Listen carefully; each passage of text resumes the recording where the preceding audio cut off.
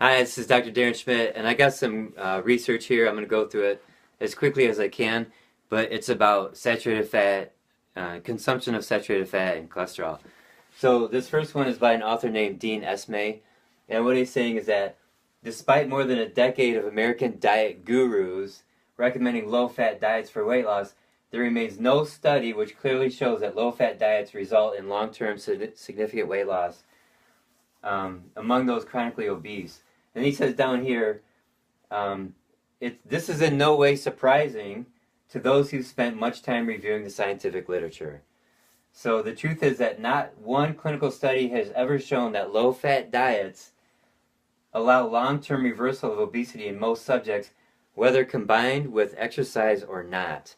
So what he's saying is that low-fat diets, whether they exercise or not, does not show good weight loss.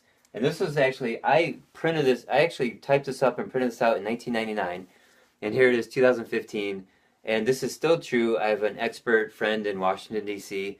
I was on the phone with her a couple years ago. She said that, in 2012 or 13, on the phone with her, she said, there are no studies that show that low-fat diets cause long-term significant weight loss. So it's still true. This one says, a recent study involving over 40,000 middle-aged and older American men over a period of 6 years found there's no link between saturated fat intake and heart disease. So there's no link between saturated fat intake and heart disease. It's never been shown, it's never been proven. So as a matter of fact, there's some good fats for the heart and it's cardioprotective. Okay, now this is my favorite by far of all quotes in all of healthcare. And there's a study done in Framingham, Massachusetts by the Harvard School of Public Health, and there's like 30,000 people that live in this town. And over the course of decades, they sent them a survey every once in a while saying, how's your health, and what do you eat, and what kind of lifestyle choices do you have? Do you smoke? Do you exercise? Do you take supplements? And what this one says, in Framingham, Massachusetts, the more saturated fat one ate, the more cholesterol one ate, the more calories one ate, the lower their cholesterol was. We found that the people who ate the most cholesterol, ate the most saturated fat, and ate the most calories, weighed the least, and were the most physically active. This is from the director of the study. His name is Dr. William Castilli, and this was published in the Archives of Internal Medicine in 1992. And food industry companies and other researchers who are promoting low-fat diets, they take this Framingham study and they twist it around. This is the most abused study in nutrition, probably. And here's the director saying the people who eat saturated fat, cholesterol, and the most calories are the leanest and they're the most active. Okay, so here's a research. This is from a book from Dr. George Mann, saying that he's talking about this diet heart hypothesis. So saturated fat, does not cause heart disease, and he's saying that that has been shown to be wrong. That saturated fat causes heart disease. That's wrong, and yet for complicated reasons of pride, profit, and prejudice, the hypothesis continues to be exploited by scientists, fundraising enterprises, food companies, and even governmental agencies. The public is being deceived by the greatest health scam of the century. So there's reasons why people keep promoting low fat.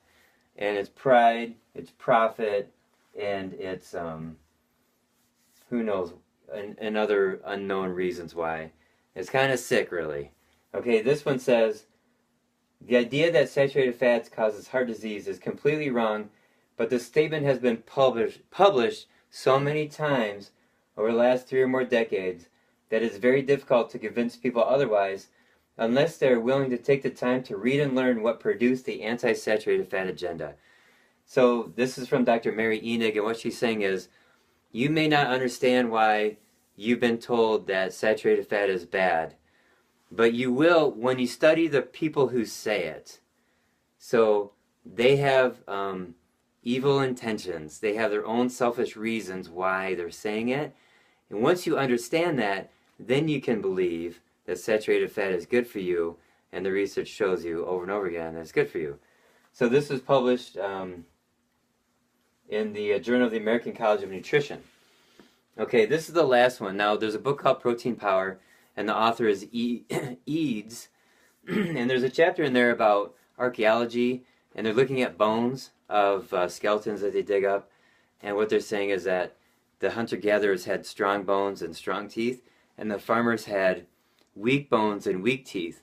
And so this says that this was so consistent that the archaeologists, the scientists, knew they classified the remains of the society that they discovered. And if they had strong bones, that whole society were hunter-gatherers. If they had weak bones and weak teeth, that whole society were farmers or agriculturalists. So it's just so standard in archaeology that that's how they classify it. So if you want weak bones and weak teeth, eat a agricultural type diet with grains. If you want stronger bones, you have to eat more of a hunter-gatherer diet, or paleo diet is what they call it now. So these are some of my favorite studies on low-fat nutrition, and I printed these up in 1999. I've kept them ever since, and now that we have YouTube and I got an iPhone, I can record this. Now you're getting this information.